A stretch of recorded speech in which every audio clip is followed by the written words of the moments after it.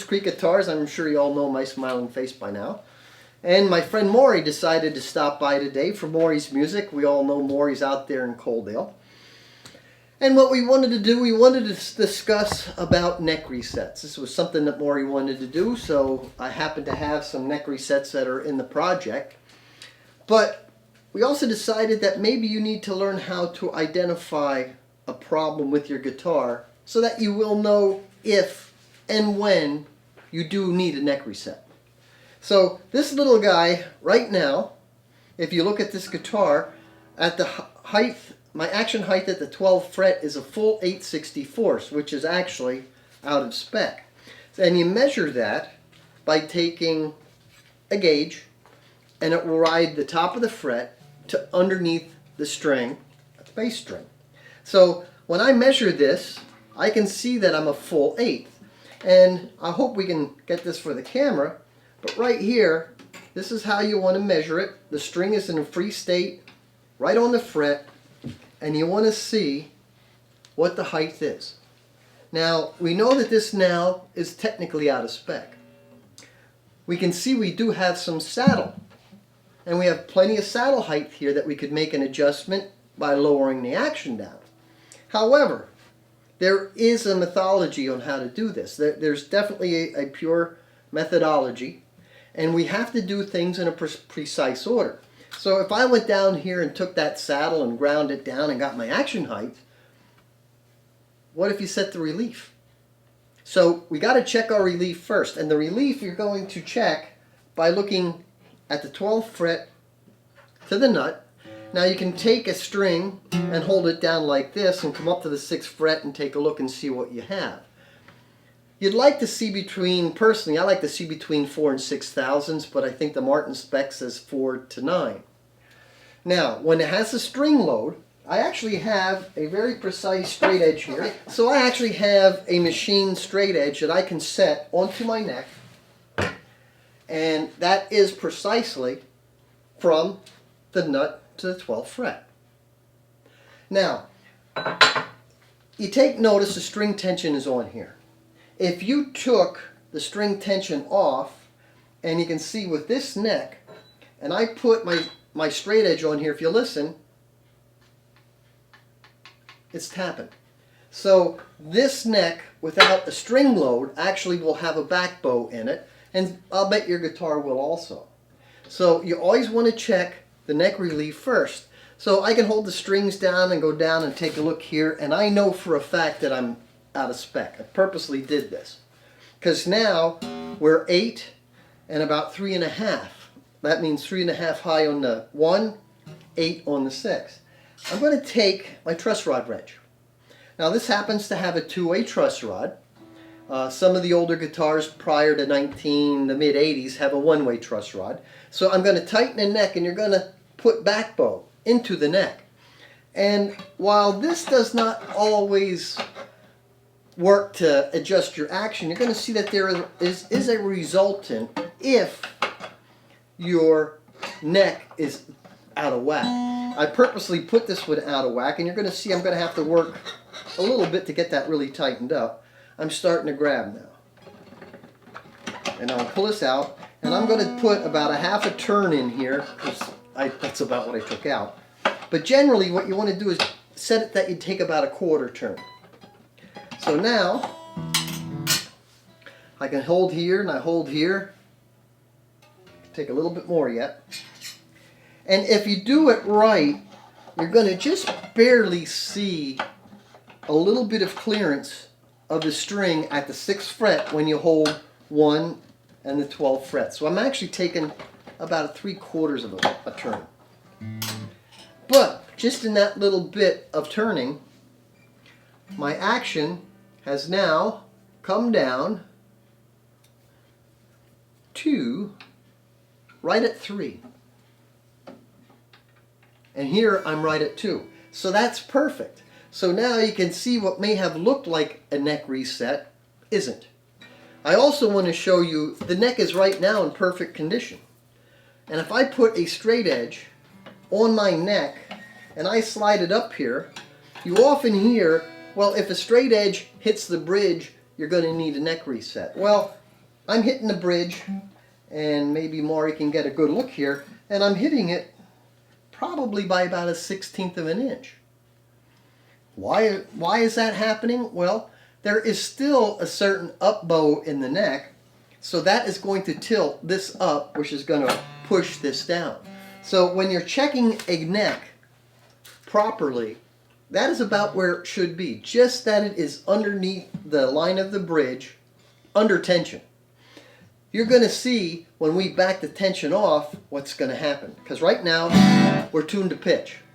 Watch what happens when we take this off. Oh, isn't that wonderful? All we need now is a bagpipe and dueling banjos. So you now, better put your mummer's costume on. Oh yeah, I look good in pink ostrich feathers. So you can see I have all of my tension off. All right. Now watch what happens to this straight edge. As you can see, I'm now on top of the bridge. And can you see that, Maury?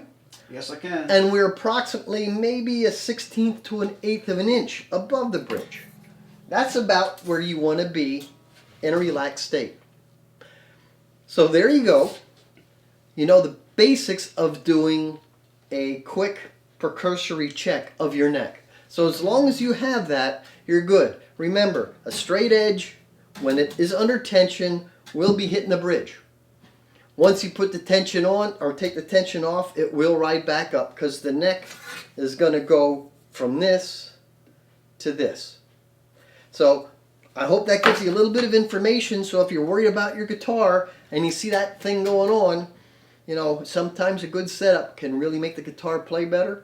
And it's good to have somebody you can trust work on your guitar. So, you know, we're always ready for you here. I'm sure you can find somebody near your own home, but we're always here for you. So I hope that explains the ABCs of checking the neck. Now we actually have a guitar that does need a neck reset. Now, if you recall about my one little setup video, I said about when your neck was off tension, the straight edge would ride above the bridge. Here you can see we have no tension, and my straight edge is hitting that bridge very solidly, probably by about a lot more than I want to. So you can see here in this one, you can see that straight edge is just coming up and banging. Now I also know from previous experience we have to reset this neck. So the reset is going to happen in 3 distinct ways. Number 1, a fret has to be pulled and I have to drill a hole. I have to release the fingerboard extension, and then we're going to inject steam and take the neck apart. So now, plain and simple, I have a soldering iron, and this I'm going to heat first. I have a special nippers that it's precision nippers from Sears, and I ground it down so it's very chisel-like on its end. So when I heat this fret, and I'm always going to come up 1 fret from the body connection, I'm going to heat that up, and this is designed so I can get right underneath that fret and gently lift it out without doing, or I should say minimizing, the amount of damage that I will do to the fretboard. I've been doing this for quite some time, and probably half of the time you'll be able to get one out without any damage. Sometimes you have minor damage. You never know how that wood's going to react. So that's heating up, and I have a bound board, and I don't know if you'll be able to see it. I actually have a little groove that I have cut into my little cheap soldering gun. And I'm just going to rock this back and forth and then heat the fret up and then pull it. And then we'll get this out of here and we'll go to the next step. So you can see, I can feel that the heat's getting there. As you're looking at that, I can actually see a little bit of steaming on the wood itself because it's heating up. There's a little bit of moisture in the wood, and that's going to start to steam. So now I can put this on here, and I can just grab a corner, and I'm gently rocking it, and I'm not using a lot of force. Because the more force you use, the more damage you can cause. So what I want the wood to do is I want it to release the fret. I don't want to pull the fret. And it's coming out nice and easy.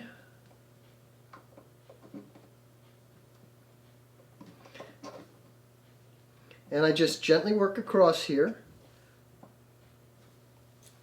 Voila! And isn't it wonderful? For the video, we get a nice clean pull. Yay! Yay! So, next thing is drill holes, release the tension here, and get the fingerboard off, and throw the steam to it. So now, frets out, we got a drill.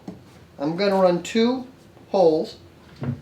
I have to remember that there is a truss rod here, so I'm not going to drill right in the middle. And I'm going to drill, and you see how I angled that back a little bit.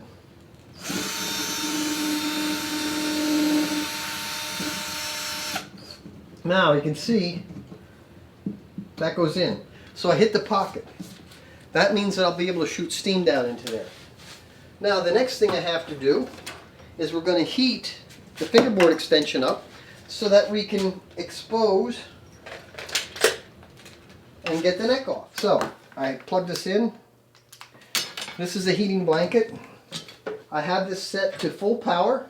I can also put this to a variable controller, and I can control the heat to almost anywhere that I want. Now I can already tell you that that is getting warm. So I'm going to take something and put on here,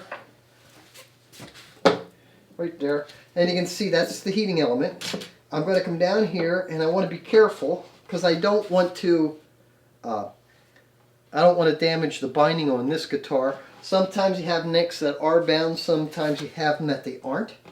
So that's starting to work pretty well. And while that's going to be happening, that's good. I can turn my steam pot back on. And this will actually go pretty quick once things release. Now, these blankets, the nice thing about these smaller blankets, I can get them that are pretty much to the size that I need. They used to come a lot wider. You'd have to put all kinds of protection on the top. I don't need to do that anymore. However, I got to have something there so I don't burn my thumb. And it won't take long for that heat to get through there, and I can actually feel that getting in. And this will be interesting to see, because most of you probably don't get to see this part of the process. If you take a Martin tour, you never really get into the repair department to see them doing this. So taking the neck out is the first step of making the neck reset. And why do I need this? Remember, the top is going to cave in. That throws the neck angle. That takes that fingerboard, the fret plane, down below the bridge so that you can no longer adjust your saddle. Because you can see this saddle is just too small, and we really don't have much adjustment. So once you cannot adjust the action with the saddle anymore, and you maintained your neck relief and all that other happy stuff, that's when you're going to know you need a neck set. John, can you address how much saddle you want to see before you determine if it's enough saddle or not? Yeah, that's a very good question, because a lot of times if you have a drop-in saddle, which this is, you can have a little bit more saddle height than if you were dealing with what they would call a through saddle. What I'm looking for when I do a neck set, I'd like to see about 180 thousandths of saddle coming out of the top of the bridge. Now, a lot of people will say, you know, that the break angle is very important, and the break angle is, but it's not as critical as a lot of people may think it is. What's more critical than anything is the overall string height. Okay, now I can feel that that's hot. So now I can take a little probe, and I can just start working it in here. And I can feel that the glue doesn't quite want to release yet. I do have a water bottle right here, and this will actually go pretty quick. Once that heat penetrates the wood, gets down to the glue layer, this usually goes pretty quick. Now, there it goes. You can see the starting to go in. All right. Now, I like to put a little bit of water on here.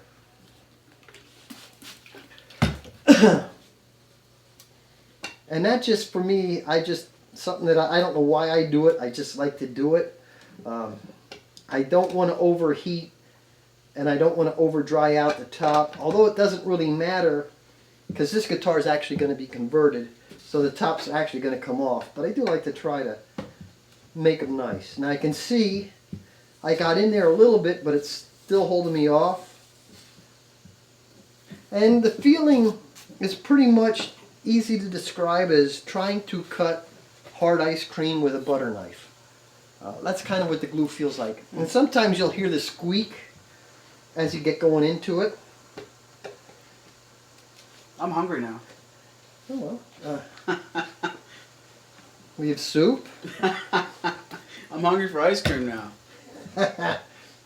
Okay, now you can see how that's going in there. I can actually probably take this off now. And how you work in here and how far you work. Here's the neck block. The end of the neck is here. And I can really feel the glue softened up. And you can see how far in that has gone. And just a little bit of water. I just think with the hot glue, I think it helps to cut it out nicer. Now you can see the fingerboard extension lifting. See that? And you can see I'm almost all the way back there. John, is this guitar wood glue or hide glue? This one, I don't know. I know the neck has been reset on it. And is there a difference how you approach this? Almost all of the wood glues are very similar. Hot glue, fish glue, cold hide glue, brown glue, tight bond, Elmer's. They all are similar in that they release about the same. I do have a guitar upstairs right now that they actually used epoxy for the neck joint. So I'm trying to get that apart that I can actually save the guitar. And I thought that it might have been aftermarket, but it was actually done that way. And I won't tell you the company that did it, but I'm not impressed by them. So now I'm ready for the steam. Now this is very, very tricky. I have a very high-tech source of heat. $5 heat. I can make soup over here if I have to. It's a pressure cooker, all right? And these are just simple Harbor Freight air fittings. However, this needle, believe it or not, is actually a veterinary needle that they use for giving horses a shot. This is actually from Stu Mac. The original one was Stu Mac, but now I found out that they were a horse needle, and my local vet was nice enough to give me some used horse needles. Okay, so now we got the steam building up. You can see it pushing out, and I'm going to wait for this to give a little bit more. Now I'm going to say that a friend of mine, John Arnold, one time gave me we were talking about this, and he said what he'll do is he'll inject steam for maybe a minute, and then he'll stop for a little while. The steam, especially in older finishes, will cloud the finish a little bit, and it looks terrible, but it really isn't. You get moisture into the lacquer, it'll turn white. So if you happen to see your repairman working on a guitar and you see that, don't panic. It's not a big deal.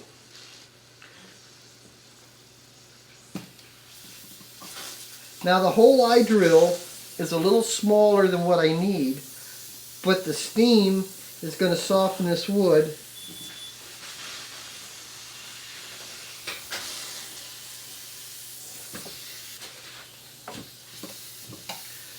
So I'll just let that work a little bit.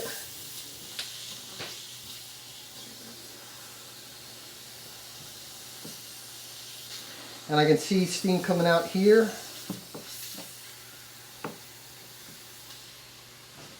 And whenever you shoot a video, Maury, there's always going to be the Murphy's Law rule, where that hole fits 99% of the time. So I may have to re-drill that. Now, you're going to see this needle protrude all the way into that joint. Alright. And you can see the steam coming out. Now, what's really funny, the history of neck sets, at one time they actually pulled the joint fret. They would cut that off, lift this, expose the joint, and steam it apart that way. Then I had also seen where they went in the back and came through the back. I don't know when they started doing it this way, but this is a much better way. The neck is starting to loosen. There's a little bit of water coming out along that joint, but you're going to see me go back and forth in the holes. And you can see I can get that down all the way now. And I'll show you the mechanics of the joint on this other guitar when we go to put that one back together in a minute. But this is exposing the glue joint and the surface joint so I can actually soften the glue. And you have to be careful because steam will burn you and it doesn't feel good.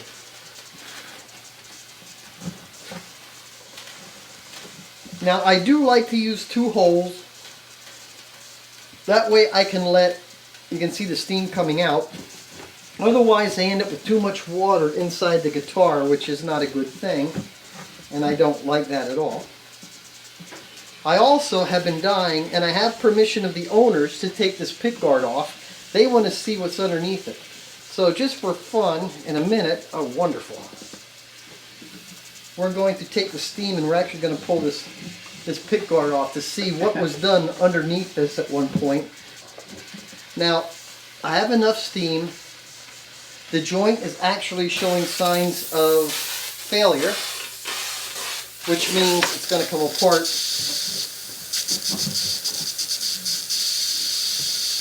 You can see all the water that was coming out of the joint.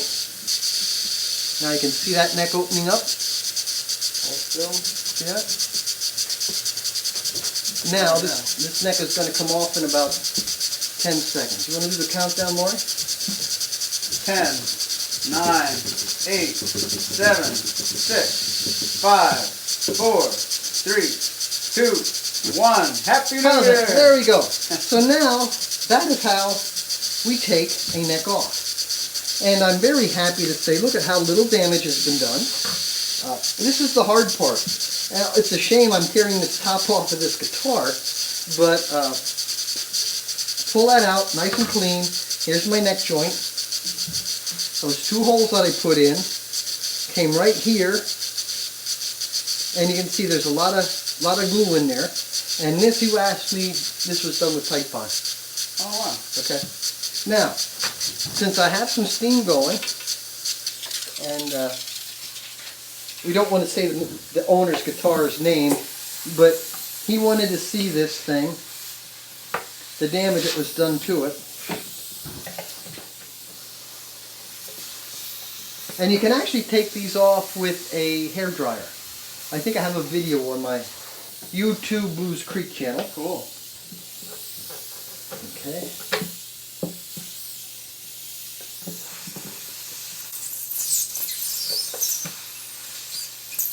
Don't take me long to feel how hot steam is. So you can see the steam actually softens the glue, and it's almost working like a knife. Can you see that?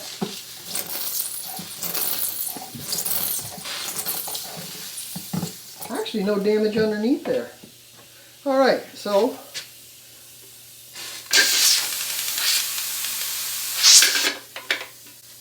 okay, this is blocked up, it doesn't matter. We can quiet this down, then we go to the next step of actually putting and figuring out where the neck's going to go.